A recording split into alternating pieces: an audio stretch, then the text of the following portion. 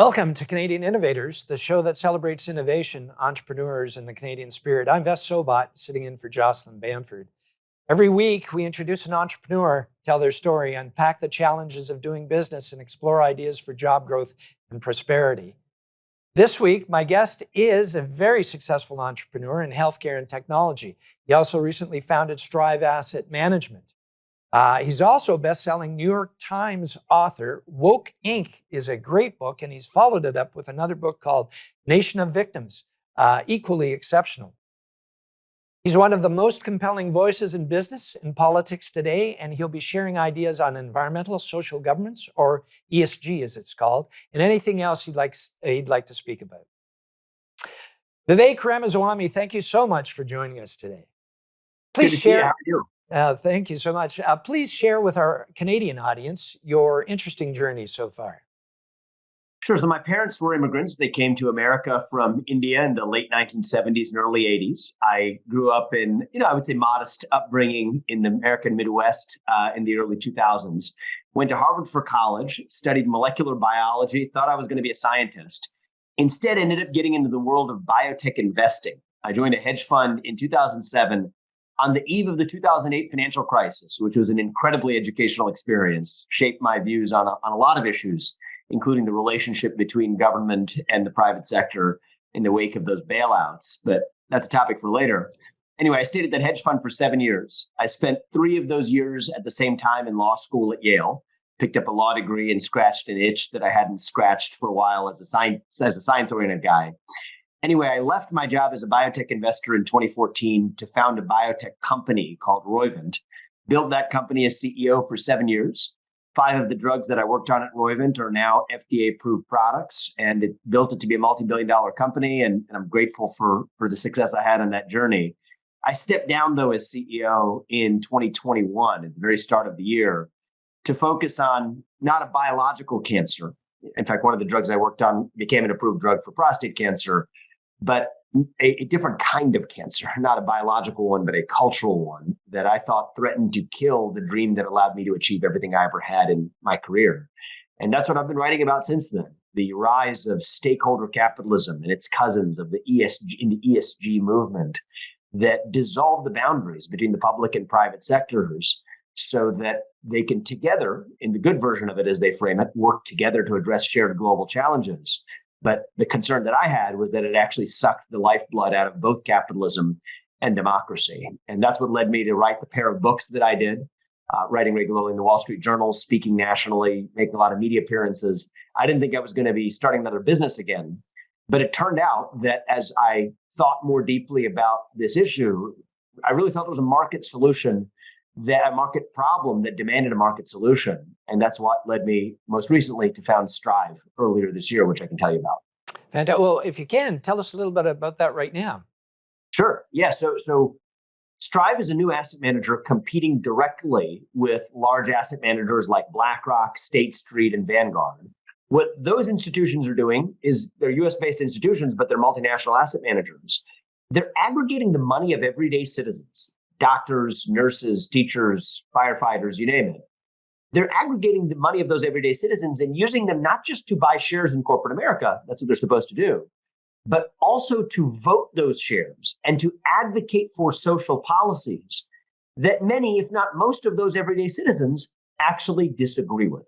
Racial equity audits at companies like Apple or Home Depot, Scope 3 emissions caps at energy companies like Chevron. These are policies that many of the clients whose money they manage don't favor, don't want to advance, and which I believe don't advance their best financial interests, and yet they're doing it anyway. Now, I've written books about this, I've written articles about it, but I said, you know what? If you spot that as a problem, the best way to solve it is through competition. And so what Strive is doing is addressing that problem by using shareholder power to mandate the underlying companies in the economy to focus exclusively on delivering excellent products and services to their customers, rather than pushing these social agendas in the boardrooms of these companies. So basically bringing a different voice to corporate America. And what I say is that if you're a citizen or a capital owner who wants to advance an environmental or social agenda with your money in corporate America's boardrooms, then Strive is not for you. Strive would not be a good home for you. And it's a free country in the US and in Canada alike. You're free to do what you want. But for everyone else who didn't want to advance those agendas, they don't deserve to be trapped in the likes of BlackRock or Vanguard either, who's, I believe, abusing their money. Great to know. Agendas. Let's pick that up right after the break.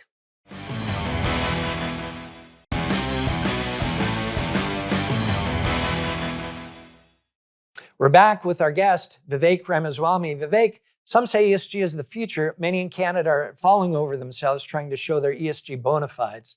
But Elon Musk recently said ESG is the devil.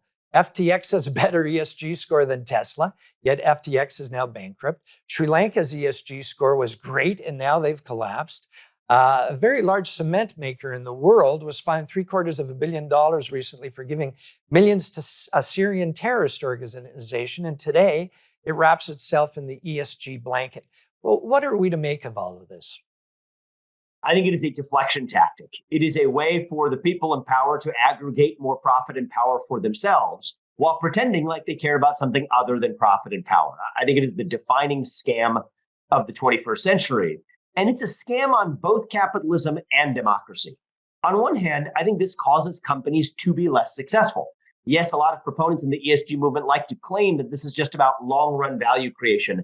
That is a farce. That does not reflect the actual stated motivations of most shareholder proposals for ESG measures, like the ones that I was mentioning earlier, like emissions caps or racial equity audits in the hiring programs of companies.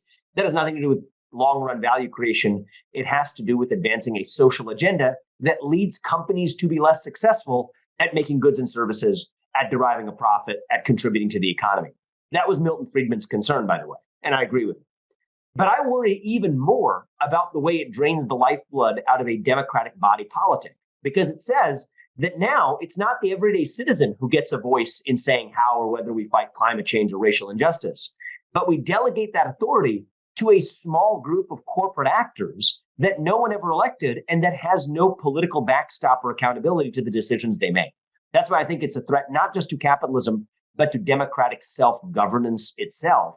And it's a scam because the people who are actually getting to define what counts as ESG friendly or not get to make a lot more money and aggregate a lot more political power as a consequence. So essentially, they're using other people's money to push their political agenda. That's right. It's an abuse of funds. It's an abuse of OPM, as I call it, other people's money. If you want to push it with your own money, it's a free country and you're free to do that. Sure. But you can't use somebody else's money to do it without their consent and their permission. And you know what? If you ask most people, do you want to advance racial quota systems or emissions caps with your money versus just making as much money as possible? You know what they'll say? Heck no, absolutely not. And that's exactly why they have tried to not ask for that permission and make this system as opaque as it is. That's why I'm on a mission to educate people about, you know what? It's your money. You deserve to know what you're doing with it. At least you're empowered to make that choice. And I think as more people become educated about this issue, I think that's ultimately how we solve it through the market. It seems that pension funds came out overnight almost and started talking about ESG. But I didn't really ever see any due diligence around that. They just started talking about it out of the blue. How did that happen? How do you think it happened? Well, I think one of the precipitating factors, this is part of why I wrote Woke Inc. I'm going to write another book about ESG likely in the 2023 timeframe. So it takes a book length work to explain fully. But one of the precipitating factors was when President Trump in the United States pulled out of the Paris Climate Accords around 2018. That was one of those catalysts that really caused business leaders and private sector asset allocators, including in pension funds, to say that, well, you know what? If government isn't going to step up to the plate to address shared global challenges like climate change, then the private sector needs to step up to the challenge instead. And so that's when they started telling the companies they invested in, or even the asset managers to whom those pension funds gave money, what they said was, we're not going to do business with you. We're not going to invest in you unless you agree to adopt the standards of the Paris Climate Accords, unless you agree to adopt net zero standards by 2050, unless you agree to adopt modern diversity, equity, and inclusion standards, where they, of course, define what diversity means. So that was a big precipitating factor. I think Trump's election, followed by the Paris Climate Accords decision, was something that caused private sector actors and pension funds in particular to say that we need to step up to the plate and solve this problem instead. The only problem is they didn't actually get the permission from their pension fund plan participants, the everyday pensioners who thought that they were entrusting their money with someone who was looking exclusively after their financial interests, to now look after these so-called collateral benefits, as they call them as well. And I think that's where the fraud begins.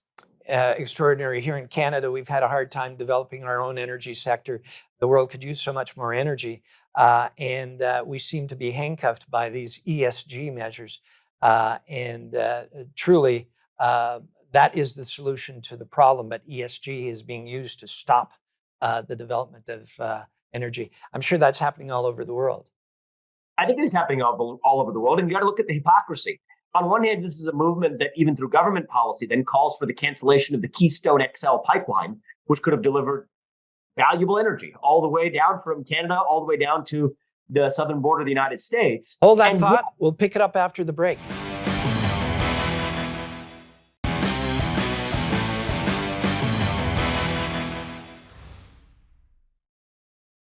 We're back with Vivek Ramaswamy.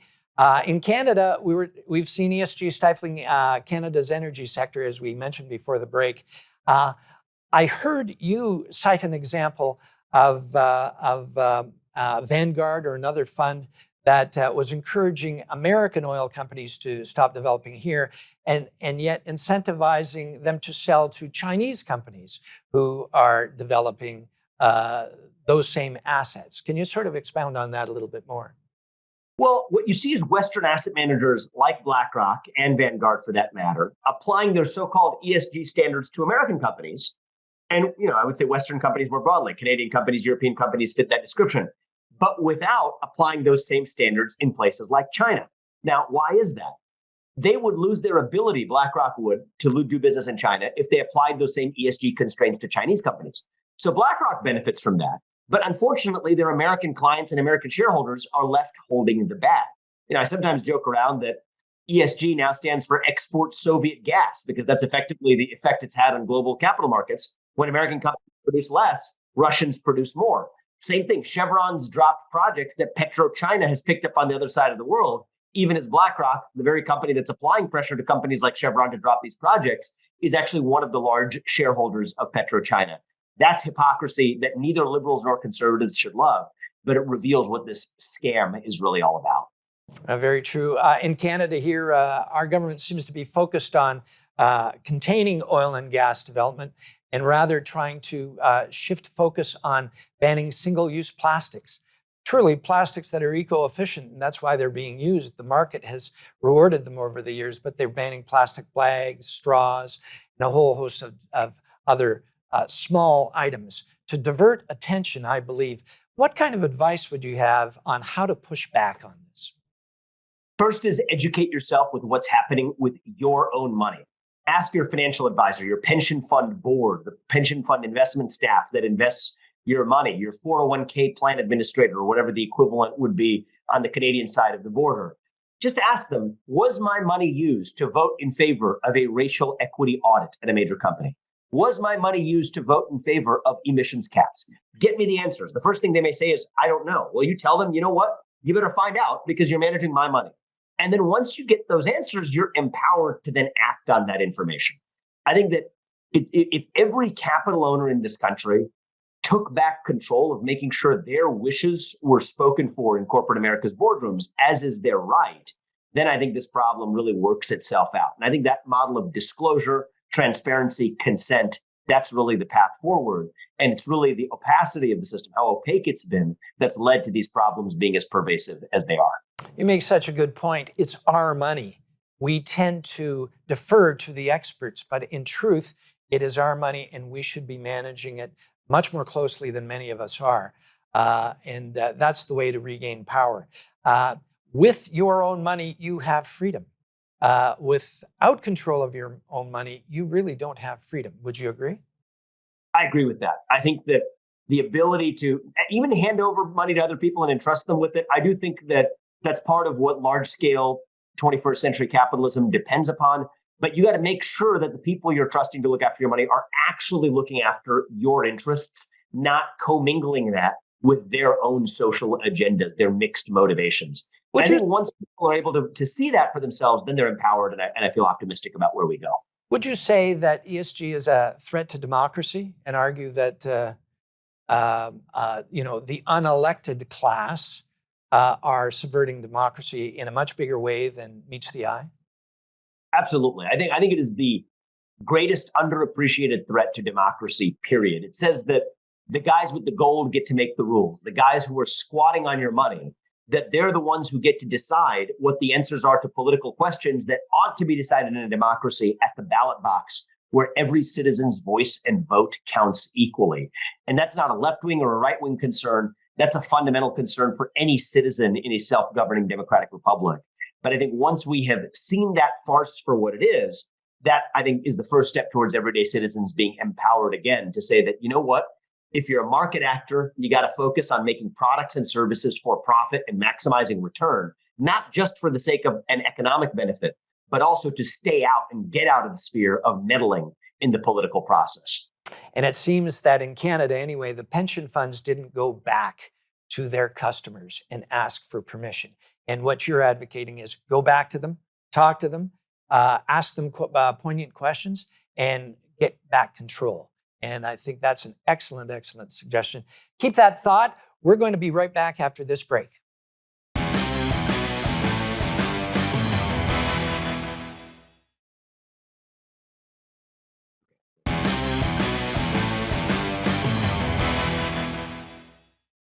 This is the part of the show where we ask our guest, if you were a king for a day, or in your case, Vivek, president for a day, what would you do to unleash the West so that we can maximize prosperity and achieve our full potential? I'd put four broad categories of things I think are at the top of any, at least in the American context, pro-American agenda. Okay, first is restoring our culture of free speech. Free speech is a precondition for the pursuit of truth. Free speech is a precondition for peace, because if you tell people they can't speak, then they scream. If you tell people they can't scream, that is when they tear things down. That is why I think free speech is so important. I think the second thing I'd focus on is making sure that the people who we elect to run the government are actually the people who run the government. In the US, that's not the case today. It is a new managerial bureaucratic class that actually runs the show while the elected leaders are puppets. That needs to change, and have some ideas on how to do that. I think the third thing that I think is critical in the United States, I think for Canada too, is recognizing that the number one geopolitical threat to a free West is China. And we need to wake up to the reality that you can't actually fight an enemy effectively if you depend on them for the shoes on your feet and the iPhones in your pockets. That's something to wake up to as a new reality. And I think the thing in the United States, but I think in Canada too, that's missing is the revival of a shared national identity for the next generation of citizens. That's been missing for a long time. And I think there's an opportunity to rebuild that shared national identity in the United States and perhaps in Canada too, around the pursuit of excellence, the pursuit of merit that says that you get ahead not based on the color of your skin or your other genetically inherited characteristics, but on the basis of your achievements, on your contributions, and the content of your character. And I think that's the basis for hopefully reviving a national identity that we've missed for a generation. So those would be a sample of my thoughts. Vivek, those are great thoughts. I myself was born in a communist country. I know for a fact that I wouldn't have had the opportunities there that I've had in Canada. That's what brought so many of us both to Canada and the United States. We need to get back to that core, which is if you work hard, you have a great chance of doing well. I want to also pick up on your thought about China. Let me share a story with you of what happened here in Toronto in the year 2000. Toronto was trying to vie for the Olympic Games, and we were putting together a very fulsome Olympic Games book that would go to Moscow and be evaluated. And we were very hopeful that we'd get the Games, but China was also in competition for those Games at that time. And what China did was quite fascinating. They were able to get members that are sympathetic to the Chinese government on the environmental committee to write crazy things into the environmental chapter of Toronto's bid. No Canadian wood, no Canadian steel, no Canadian plastic, only organic food to be used at the Toronto Olympic venue should we win them. And that made our bid less serious. And in effect, it was a brilliant strategy in order to move the bid to move the win to China. You are right. They are the country that we both have to worry about and focus on and understand how we can decouple ourselves and how we can improve our plight in doing so. Uh, I'm sure you have other examples as well. Absolutely. And I think that this climate religion in the modern West is really just a Chinese Trojan horse to constrain the West without applying any of those constraints abroad in China. It's like, opium is a form of religion. They view religion as a form of opium. This is their new opium war. They're using that to constrain the West, use our psychological insecurities back against us, all the way laughing all the way up to the top. And I think we need to recognize that in China, the distinction between economic policy and military policy is nil. They're two sides of the same coin. That's what we need to wake up to. And I think the West has been asleep at the switch. America and Canada have been asleep at the switch for too long. But I don't think it's too late yet. I think waking up to that can still be the path to reviving each of our nations, both in terms of the national spirit that we have internally. But I think fortitude at home allows us to then exhibit and project fortitude abroad, most notably in our long power struggle, I think, over the next decade with China. Vivek, brilliant points. Thank you so much for making time. I sure hope we get to see you in Canada in 2023. We must do this again. Thank you so much. Thank you very much. Thank you for watching Canadian Innovators, where today we spoke with Vivek Ramaswamy, head of Strive Asset Management. Do you have any interesting stories to share? Please write us at ideas@thenewsforum.ca. We may see you on the show next. Thanks for watching. I'm Ves Sobot.